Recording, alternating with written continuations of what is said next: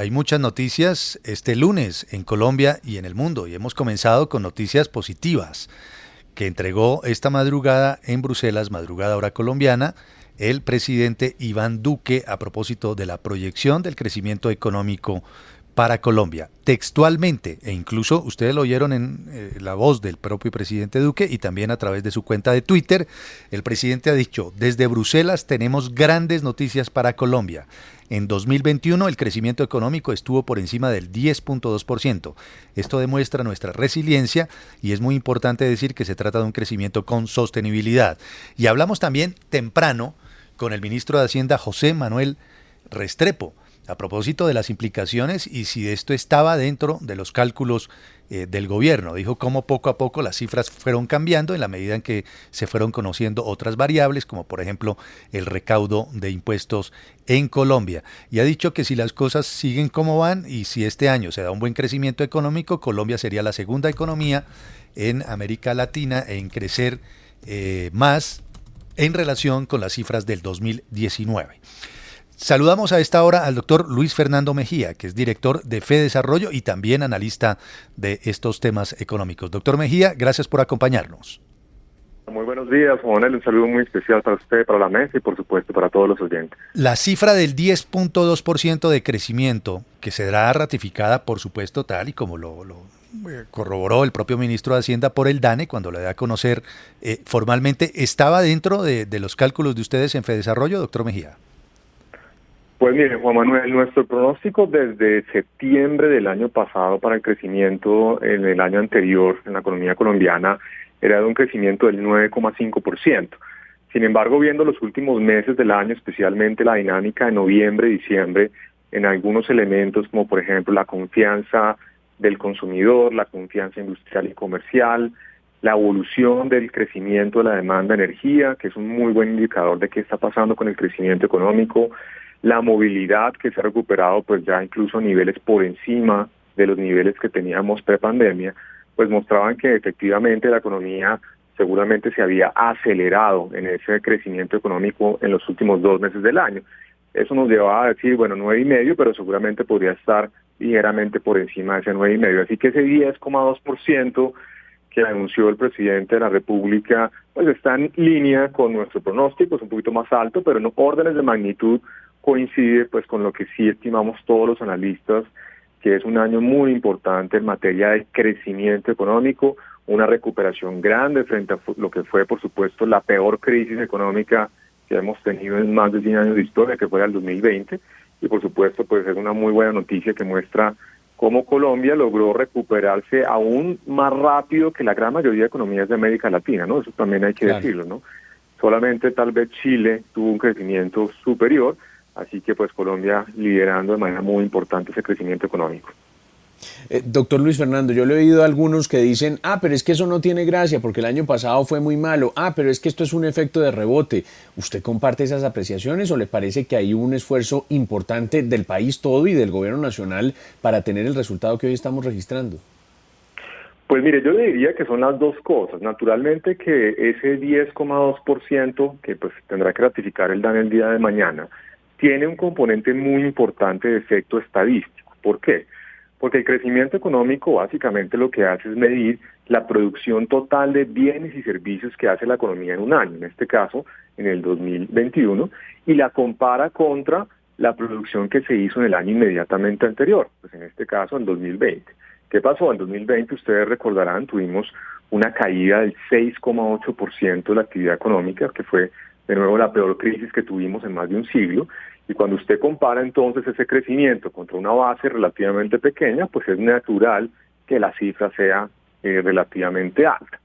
Sin embargo, vuelvo a ratifico con mi comentario anterior, cuando usted compara cómo le fue a Colombia con otros países de la región, pues realmente Colombia estuvo muy por encima del promedio de crecimiento de América Latina y fue tal vez la segunda economía con crecimiento más alto entre las economías grandes de la región, solamente superada en el caso de la economía chilena. Así que yo diría que son las dos cosas. Naturalmente hay un efecto rebote importante, un efecto estadístico, pero por otro lado, cuando usted se compara contra otras economías de la región, pues realmente sí, en efecto, hay un crecimiento mucho más dinámico. Tal vez la otra inquietud que surge en esto es que la evolución del mercado laboral no estuvo a la par del crecimiento económico, que esa sí yo diría es la principal preocupación. Ya sabemos pues que el desempleo el año pasado cerró con una tasa promedio del 13,5%, estamos todavía 3 puntos porcentuales por encima del observado en el 2019, así que ahí todavía falta pues ese camino por cerrar. Muy buena la actividad económica, pero todavía el mercado laboral no está creciendo al mismo ritmo de la economía. Doctor Mejía, ¿qué medidas tomó adecuadamente el gobierno para que se produjera este resultado en materia de crecimiento? Usted dice que en parte tiene que ver pues con los empresarios, por supuesto con los trabajadores y en parte con el gobierno. ¿Qué medidas tomó el gobierno que surtieron efecto? Pues mire, Juan Carlos, yo diría que hay dos medidas que fueron muy destacables desde el 2020. La primera, la introducción del programa Ingreso Solidario y la ampliación de los programas sociales para evitar una caída más grande del ingreso, especialmente de los hogares más pobres y vulnerables. Era un monto pequeño, alrededor de 160.000 pesos por hogar, pero de todas formas fue importante justamente para evitar que esa caída del ingreso de los hogares fuera aún mayor. No fue suficiente para evitar el aumento de la pobreza, ya lo sabemos. La pobreza pues llegó a niveles cercanos al 43% del total de la población en el 2020, pero de todas formas, en ausencia de estos programas, pues seguramente el deterioro del ingreso de los hogares y por ende también la recuperación de la actividad económica podría haber sido mucho más baja. Y el otro elemento que yo destacaría tiene que ver con el programa de apoyo al empleo formal, el PAEF.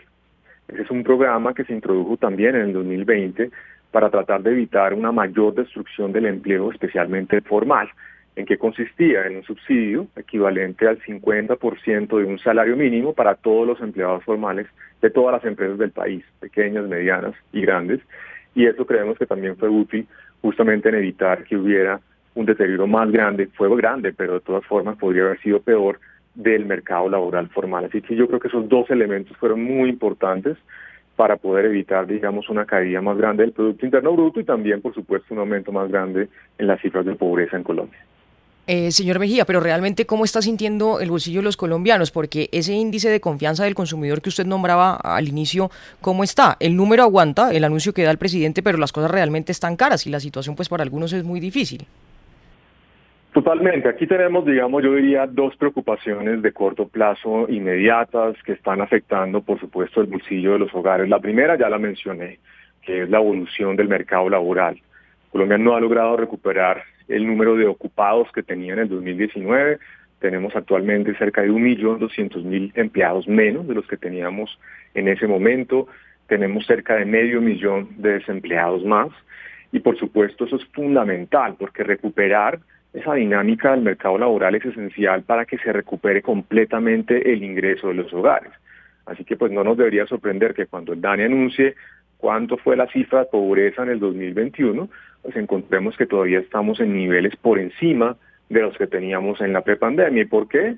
Porque el mercado laboral no ha retornado a esos niveles que teníamos en el 2019, que hay que decir, no eran buenos, ya teníamos una tasa de desempleo del 10,5%.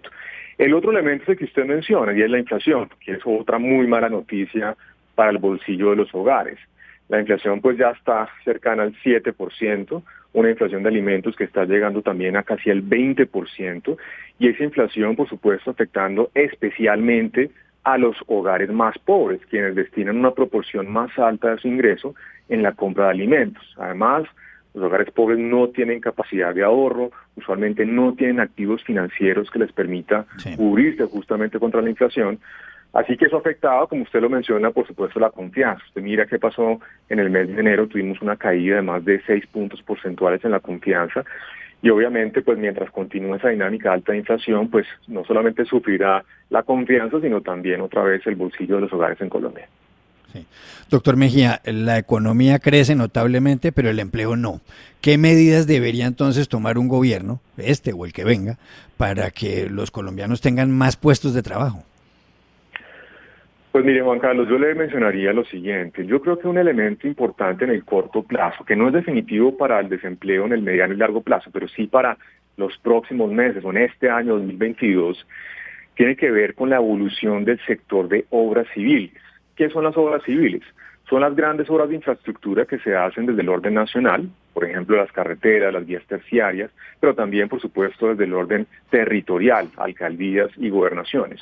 Cuando usted mira qué pasó con ese sector de obras civiles que hace parte del sector de la construcción en la actividad económica el año pasado, realmente el desempeño no fue favorable, un crecimiento prácticamente nulo, luego de haber caído a niveles cercanos al 25% en el 2020. Así que el año pasado todavía no se recuperó la construcción. Es uno de los dos sectores que todavía está por debajo en sus niveles de actividad frente a lo que teníamos en el 2019. Yo sí creo que hay falta todavía acelerar ese ritmo de ejecución de las obras civiles, de todas esas obras de infraestructura que se pueden hacer desde el orden nacional y territorial, porque ese es un impulso muy grande por el lado del gobierno que ayuda justamente a acelerar esa recuperación del empleo. No es la solución de largo plazo, por supuesto que la respuesta fundamental parte por el sector privado, por esa demanda más grande de empleo. Pero mientras continuamos en la fase de recuperación, pues hay un rol muy importante justamente del gobierno a través de la aceleración de esas obras de infraestructura para poder, acompañar ese ritmo de recuperación y poder aumentar esa generación de empleo en el corto plazo. Pues, doctor Luis Fernando Mejía, muchas gracias por ayudarnos a analizar esta que es una de las noticias del día, que tiene que ver con la cifra de crecimiento económico que ha revelado, por lo menos en proyección, el presidente Iván Duque en Bruselas esta madrugada. Gracias y feliz día. Gracias, Juan Manuel, a ustedes por la invitación. Un saludo muy especial, un feliz lunes para todos. Entonces, el director de FEDesarrollo reconoce que es importante esta cifra, que va en la línea de lo que en su momento pronosticó FEDesarrollo, que era 9,5%, y significa una recuperación grande, importante, frente a las cifras tan preocupantes de la pandemia. Dice que, por ejemplo, el gobierno acertó en varias decisiones, como la introducción del programa Ingreso Solidario, que fue una buena medida para evitar la caída del ingreso de los hogares, y el programa de apoyo al empleo formal, también fue bueno, el PAEF.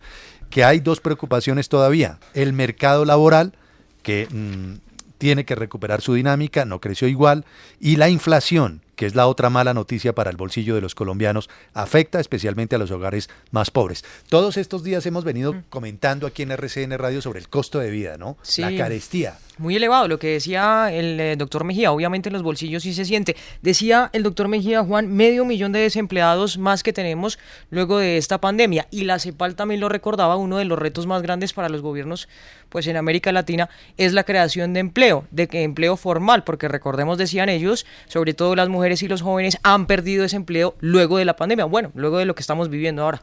Iremos en unos instantes a otra zona colombiana en donde se está reportando altos precios de los alimentos y que están afectando, por supuesto, el día a día de la gente.